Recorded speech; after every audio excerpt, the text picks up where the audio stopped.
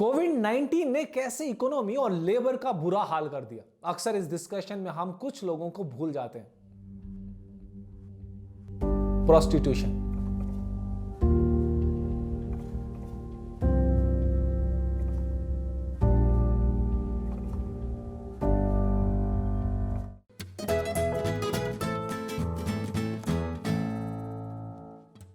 National AIDS control organisation के data के according out of 62,137 transgender persons 17 states में 62% sex work में भी पार्टिसिपेट करते हैं और ये उनका प्राइमरी प्रोफेशन। लेकिन सेक्स वर्क लॉकडाउन और सबसे जरूरी कोविड-19 के आसानी से फैलने के कारण बिल्कुल रुक चुका है। पेंडेमिक ने इस कम्युनिटी को कोई अल्टरनेटिव जॉब सोचने को भी मौका नहीं दिया। तो कुछ अपील है सरकार से, कुछ बोलना चाहेंगे कि अभी आपको क्या चाहिए, मदद चाहिए, कुछ बोलना चाहेंगे अपनी तरफ?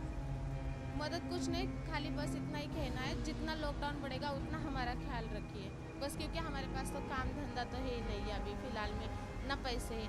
थोड़ा बहुत हमारे तो ध्यान रखिए क्योंकि लड़कियां भूखा ना सो पाए, बस इतना ही। और कुछ काम ना होने के कारण वर्ल्ड में हर जगह सेक्स वर्कर्स सुसाइड करते देखे गए हैं, माउंटिंग डेब्ट्स और डिप्रेशन के चलते हुए। ये पढ़ने के बाद ही मेरे दिमाग में एक सवाल आया, क्या प्रोस्टिट्यूशन भारत में लीगल हो जाना चाहिए?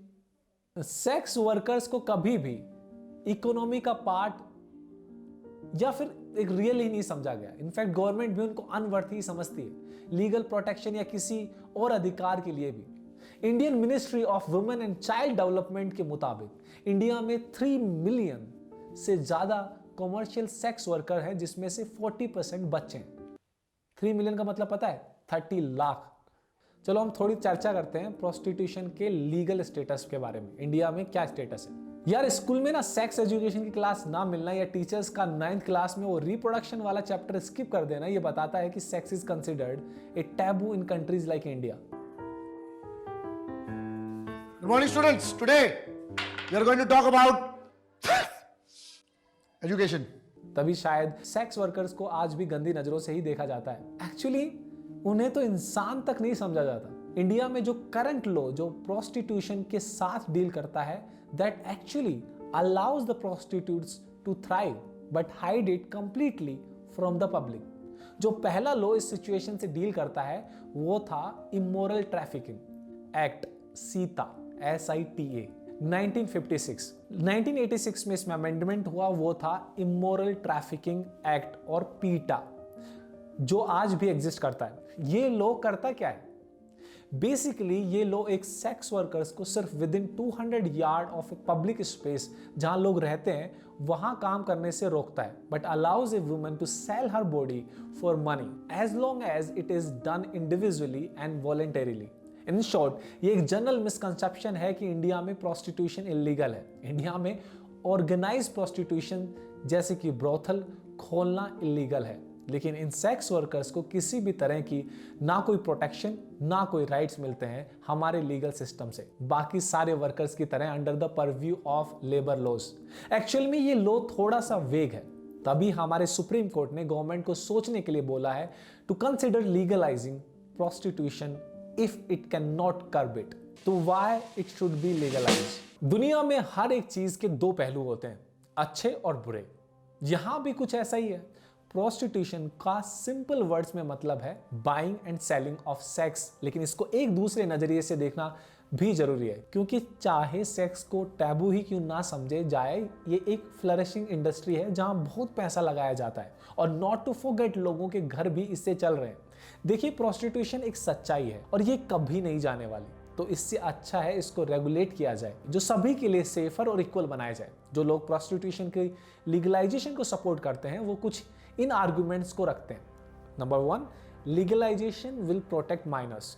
वर्ल्ड स्टैटिस्टिक्स के हिसाब से कम 10 मिलियन बच्चे, 10 मिलियन का मतलब पता है 1 करोड़ बच्चे प्रोस्टिट्यूशन जैसे काम में इंगेज हैं। लीगलाइजेशन और स्ट्रिक्ट मेजर्स इन बच्चों को यहां से निकालने में मदद करेंगे, उनकी सेफ्टी प्रोवाइड करेंगे। दूसरा और सबसे बड़ा कारण जो लोग लीगलाइजेशन के फेवर में देते हैं वो है कि लीगलाइजेशन की वजह से औरतें जो सेक्स वर्कर्स का काम करती हैं उनके राइट प्रोटेक्ट किए जा सकेंगे। कितने सारे केसेस में इन सेक्स वर्कर्स के साथ रेप होता है, क्लाइंट्स पैसा नहीं देते, फिजिकली अब्यूज करते हैं, they get away with it क्योंकि उनके पास कोई राइट ही नहीं है ये कंप्लेंट्स पुलिस के पास लेकर जाने का। Regular medical checkups which will reduce spread of HIV and other diseases. Year 1998 में एक स्टडी के दौरान ऑस्ट्रेलिया में ये पाया गया है कि the prevalence of sexually transmitted bacterial infection was 80 times greater in 63 illegal street prostitutes as compared to 753 prostitutes working in legal brothels। तो इससे ये साफ होता है कि अगर एक रेगुलेटेड प्रोटेक्टेड एनवायरनमेंट में प्रोस्टिट्यूशन को अलाउ किया जाए, रेगुलर मेडिकल चेकअप्स हो पाएंगे, अवेयरनेस स्प्रेड की जाएगी जो कि उन महिलाओं के लिए अच्छी साबित होगा। And fourth point is elimination of force prostitution. Decriminalise होने के बाद ये पूरा प्रोफेशन एक लीगल स्फीयर के अंडर आ पाएगा, जिसे रेगुलेट करना और जिन लोगों को जबरदस्ती इस प्रोफेशन में लाया गया है उनको ढूंढना भी आसान हो जाएगा। प्रोस्टिट्यूशन के काम के लिए अक्सर बच्चों और महिलाओं की ट्रैफिकिंग होती है। लीगल प्रोटेक्शन के बाद इसे भी कम किया जा सकेगा। प्रोस्टिट्यूशन इंडिया में तकरीबन $8.4 बिलियन की इंडस्ट्री है और तेजी से बढ़ भी रही है। अगर हम इसे रोकना चाहें तो शायद पॉसिबल नहीं होगा, इसलिए इसका सॉल्यूशन दिया जाता है इसको लीगलाइज करना। तो हाँ, हमको लगता है कि लीगलाइज होना चाहिए, इसीलिए कि अभी देखिए लीगलाइज होने से क्या है कि बॉथेल एरिया जो है और सेक्स वर्कर पर जो वायलेंस होता है वो बंद हो जाएगा। और जो वायलेंस मतलब किस तरह का वायलेंस आप बोल रही हैं? वायलेंस जो है पुलिस का वायलेंस है, पीम्स का है, हुलीगन का है, ये जो वायलेंस है ये वायलेंस से त्रस्त हैं वो बंद हो जाएगा। हाँ। अब बात करते हैं इसकी नेगेटिव इंपैक्ट्स की। अगर ये लीगलाइज हो जाता है तो इसके क्या क्या नेगेटिव इंपैक्ट होने वाले हैं। क्वेश्चन ये है कि लीगलाइजेशन से सब कुछ सॉल्व नहीं होने वाला, इसलिए कुछ लोग इसके खिलाफ भी हैं। लोगों को यह लगता है कि प्रोस्टिट्यूशन की पूरी डीक्रिमिनलाइजेशन या ऐसे कहें लीगलाइजेशन के बाद प्रोस्टिट्यूशन एक सेफर और एक एम्पावरिंग प्रोफेशन बन सकता है महिलाओं के लिए। तभी बहुत सारे देशों में प्रोस्टिट्यूशन को सपोर्ट करने के लिए लॉज निकाले हैं, लेकिन इसका एक नेगेटिव इंपैक्ट भी देखा गया है। जिन जिन कंट्रीज में प्रोस्टिट्यूशन को लीगल किया गया है वहां एक एक्सपोनेंशियली ग्रोथ देखी गई है प्रोस्टिट्यूट्स की डिमांड में। More men now wants to buy sex and wants to profit from a woman's body। और इसके बढ़ने की वजह से और ज़्यादा महिलाएं इस प्रोफेशन में आ रही हैं और कंपटीशन की वजह से ना केवल उनको ज़्यादा घंटों के लिए काम करना पड़ रहा है बल्कि कम पैसों के लिए भी। इसका सोशियोलॉजिकल इम्पैक्ट ये है कि इस प्रोसेस में मर्द को ये लगने लगता है कि सेक्स पर उसका अधिकार है और औरतें यहाँ और भी ज्यादा एक्सप्लॉइट हो रही हैं। मैन इन प्रोस्टिट्यूट्स को एक ह्यूमन नहीं, एक ऑब्जेक्ट या कमोडिटी ही समझते हैं जिसे पैसा लेकर खरीदा जा सकता है और फिर कुछ भी किया जा सकता है without considering that they are actually humans, they have actual feelings.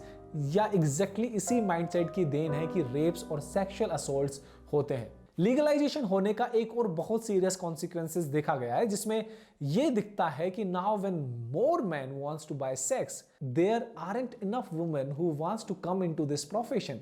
इसकी वजह से वो हर कंट्री जहां प्रोस्टिट्यूशन लीगलाइजेशन हुआ है वहां सेक्स ट्रैफिकिंग के भी बहुत सारे केस तेजी से बढ़ते हैं in comparison to those countries जहां ये अभी भी इलीगल है। ग्लोबल स्टैटिस्टिक्स में यह देखा गया है कि वो कंट्रीज जहां प्रोस्टिट्यूशन लीगल है जैसे थाईलैंड, वो एक सेक्स डेस्टिनेशन बन चुकी है और वहाँ सेक्स ट्रेड में सिग्निफिकेंट ग्रोथ हुआ है। और इंडिया में तो already increase sex trafficking, force prostitution और चाइल्ड अब्यूज की प्रॉब्लम से सफ़र कर रहा है। लीगलाइजेशन के इस नेगेटिव कॉन्सिक्वेंसेस को तो कोई मना नहीं कर सकता। इसकी वजह से और भी ज़्यादा नंबर्स ऑफ मैन औरतों को एक ऑब्जेक्ट की तरह देखने लगे और ज़्यादा सेक्स की डिमांड करने लगे हैं। वहीं ज़्यादा बच्चे और महिलाएं इसकी पार्ट बनते देखे गए हैं और इसीलिए full legalisation for buying someone else body is not something that should be allowed by the law. और सबसे जरूरी हमें नहीं भूलना चाहिए कि जो भी औरतें इस काम में आती हैं वो ज़्यादातर मजबूर होती हैं, पर्सनल चॉइस नहीं होती उनकी। हमारा मेन फोकस उनको इस काम से बाहर निकालने का होना चाहिए, ना कि इस काम को ही लीगल करने का। हमें दूसरी कंट्रीज से भी सीख सकते हैं। इन Sweden selling sex is not a crime but buying sex is. Swedish ministry of justice ये क्लेम करती है कि since 1999 sex purchase act was passed and उसके बाद प्रोस्टिट्यूशन का नंबर आधा हो चुका है पूरी कंट्री में। स्वीडन ह्यूमन ट्रैफिकिंग और प्रोस्टिट्यूशन को कम करने में शायद सक्सेसफुल हो गया हो, लेकिन जो सोशल स्टिग्मा अटैच होता है सेक्स वर्कर्स से वो वहां अभी एग्जिस्ट करता है। सेक्स वर्कर्स को ना ही पेरेंटल राइट्स मिलते हैं और ना ही रेंटल प्रॉपर्टी। लेकिन क्वेश्चन आता है कि इंडिया में इसका सॉल्यूशन क्या है। रंजना कुमारी, एक रिनाउंड सोशल एक्टिविस्ट, इसका जवाब देती हैं कि जो महिलाएं इस काम में हैं उनको डीक्रिमिनलाइज किया जाना चाहिए। इसका मतलब ये हुआ कि जो पुलिस अत्याचार उन पर करती है वो बंद किया जाना चाहिए, क्योंकि वो किसी न किसी कारण, किसी न किसी मजबूरी से इस तरह के काम में आई हैं। कारण कुछ भी हो सकता है। और डिसेंट वर्क अगर मिला तो मेरे ख्याल से कोई भी देश की महिला स्वेच्छा से स्वतः ना तो स्वयं चुनेगी ना अपनी बेटी के लिए इस तरह का काम चुने। और जैसे हमने पहले डिस्कस कर लिया कि लीगलाइजेशन के अगेंस्ट बहुत सारे आर्गुमेंट्स हैं, तो उनको एड्रेस करना भी इक्वली इंपॉर्टेंट है। और एक सबसे ज़रूरी पॉइंट ये है कि इसकी वजह से और भी औरतें जो कि अंडर प्रिविलेज्ड या डिसएडवांटेज कम्युनिटी को बिलोंग करती हैं वो इसमें धकेल दी जाएंगी। और इसी प्रोसेस में हम उन लोगों को और पावर दे देंगे जो कि सेक्स वर्कर्स को एक्सप्लॉइट करते हैं और वुमेन, गर्ल्स, चिल्ड्रंस को एक कमोडिटी की तरह ट्रीट करते हैं that can be sold in market. इसी वजह से लीगलाइजेशन का असली मतलब होना चाहिए जहां औरतों को आज़ादी हो ये काम करने की, और अगर उनके साथ कुछ बुरा हो तो उसे भी रिपोर्ट करने की। उनको चाहिए कि बाकी लेबर्स की तरह उन्हें भी राइट्स दिए जाएं और एक सिविलाइज्ड ह्यूमन की तरह ही ट्रीट किया जाए। इसलिए सबसे अच्छा तरीका यही होगा अगर हम उन्हें एजुकेट करें, जो इस प्रोफेशन से निकलना चाहते हैं उनकी मदद करें, राइट्स प्रोवाइड करने के साथ साथ उनको उन राइट्स के बारे में अवेयर कराएं और अल्टरनेटिव करियर ऑप्शंस उन्हें प्रोवाइड किया जाए। और बस लास्ट में मैं ये कहूँगा कि हर एक इंसान के अंदर हमारी तरह ही इमोशंस हैं, तो वो हमारे से अलग नहीं है, तो हमें हर इंसान की रिस्पेक्ट करना चाहिए irrespective of their work. I hope आपको ये वीडियो पसंद आया हो। अगर आपको ये वीडियो पसंद आया है तो आप प्लीज़ अपने दोस्तों के साथ शेयर कीजिए, और जहाँ जहाँ आपको लगता है कि यार ये अवेयरनेस की ज़रूरत है, आप हमारे सोसाइटी को अवेयर करते हैं साथ में मिलके। Thank you so much. जय हिंद, जय भारत।